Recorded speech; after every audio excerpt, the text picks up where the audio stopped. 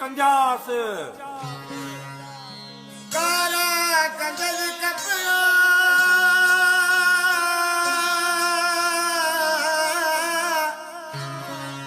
सरजू जो कंजा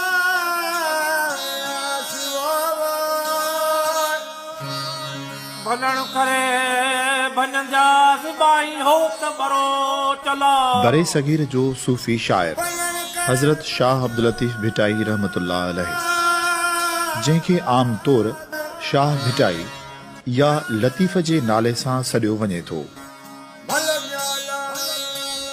17वीं सदीअ सां तालुक़ रखंदड़ शाह भिटाईअ खे सूफ़ी रिवायतुनि जो हिकु अज़ीम, पुख़्तो ऐं सिंधी शाइर तस्लीम कयो वञे थो।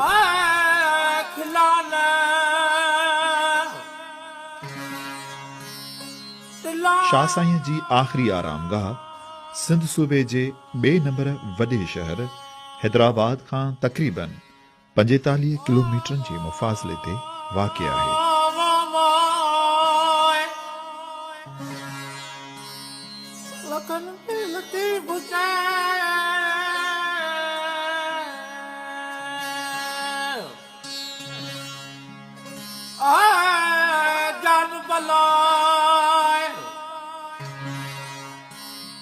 शाह भिटाईअ जी आख़िरी आरामगाह हुअण करे ही शहर भिट शाह जे नाले सां सॼी सिंध तोड़े पाकिस्तान में मशहूरु आहे, जिते हर साल प्यार ऐं अमन जा लखे पांधीअड़ा हाज़िरी भरण अचनि था।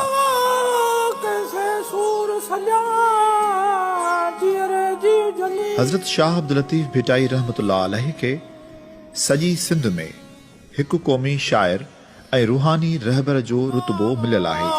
त लतीफ़ साईं जो जेको तक़रीबन 350 साल पुराणो दौर हो, उन में लतीफ़ साईं जे दौर में तमामु ॾुखियो दौर हो ऐं माण्हू अलाह खां परे पिया थिया ऐं माण्हू शैतानी वसवसनि में मुब्तला पिया थिया ऐं हुन दौर में म्यूज़िक जो अरूज हो ऐं म्यूज़िक खे शैतानी म्यूज़िक खे इस्तेमालु करे माण्हुनि खे वरगलायो वेंदो हो ऐं माण्हुनि खे अलाह खां परे कयो वेंदो हो।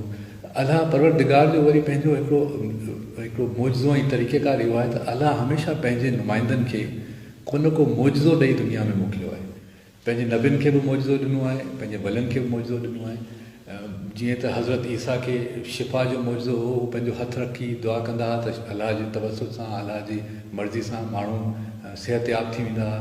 हज़रत मूसा वटि असा हुई, जॾहिं को जादूगर अची जादू कंदा हुआ त हज़रत मूसा पंहिंजी असा सां अलाह जे अमर सां उहो उन्हनि जादूगरनि खे नाकाम कंदो हो।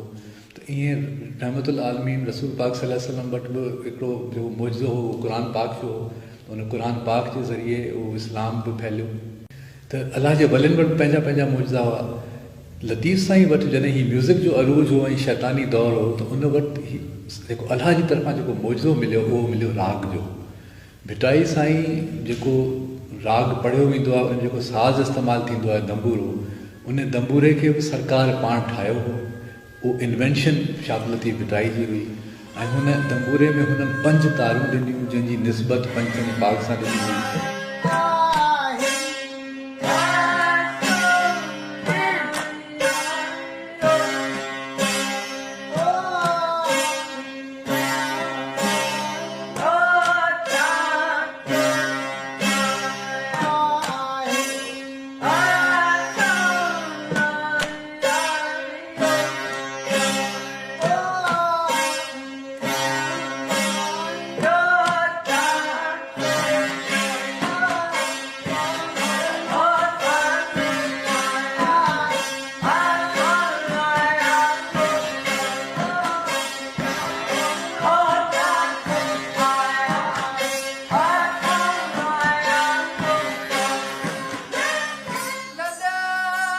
दुनिया जे क्लासिकल शाइरनि जी दर्जाबंदी कंदे डॉक्टर H.T. सॉरले शाह साईं खे पहिरें नंबर ते रखंदे चवे थो त शाह जी हर सिट में मौसीक़ी समायल आहे, जेका विजद ऐं कैफ़तारी करे छॾे थी।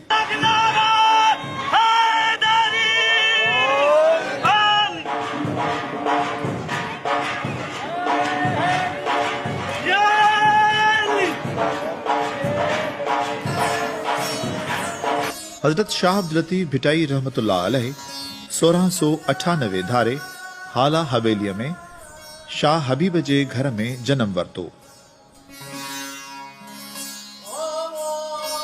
शाह साईं मज़हबी रहनुमाई ऐं रूहानी रमज़ुनि खे सम्झण ख़ातिर सैरो सियाहत बि कई। समुंदर लॻा गोलिए शाह साईं जिन जो ॾाॾो शाह अब्दुल करीम बुलरीअ वारो, जेको पिणु हिकु दरवेश ऐं शाइर हुयो, जेको लतीफ़ साईं लाइ उत्साह जो ज़रियो हुयो।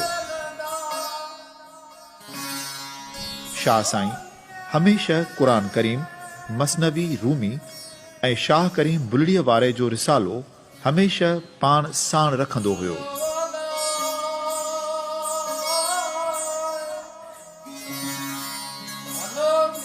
शाह साईं आला रूहानी मर्तबे ते पहुचण खां पोइ हिन हाला हवेलीअ वेझो हिक वारीअ जी भिट ते सुकून इख्तियार करे पंहिंजो आस्थानो उते जोड़ियो। बड़ा सरकियूं कंजस सूअ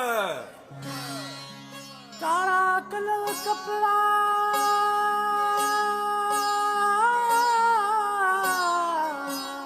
शाह साईं उन भिट जे वेझो करार ढंढ जे किनारे वेही हिन कुदरत जे फितरी अमलनि खे पियो झूंगारींदो हो।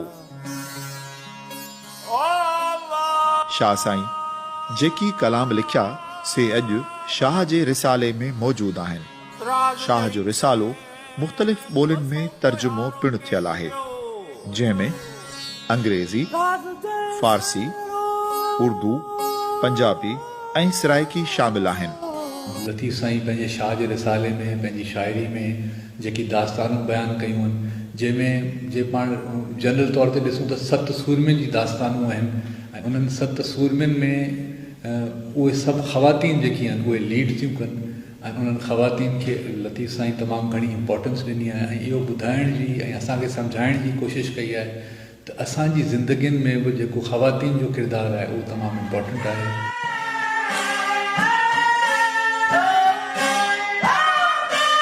हज़रत शाह अब्दुल लतीफ़ भिटाई रहमतुल्लाह अलैह शाइरीअ खे पंहिंजे इज़हार जो ज़रियो बणायो, जेका अॼु बि जॾहिं ॻाई वञे थी त अमन जा आलाप हर तरफ़ विखरी वञनि था।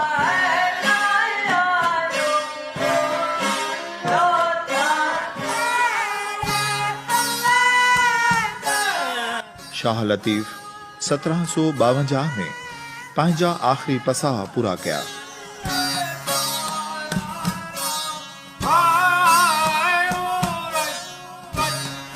अॼु बि सॼी दुनिया जा लखे पांधीअड़ा साईं जी मज़ार शरीफ़ तरफ़ छिकिजी अची अक़ीदत सां हाज़िरी भरींदा आहिनि।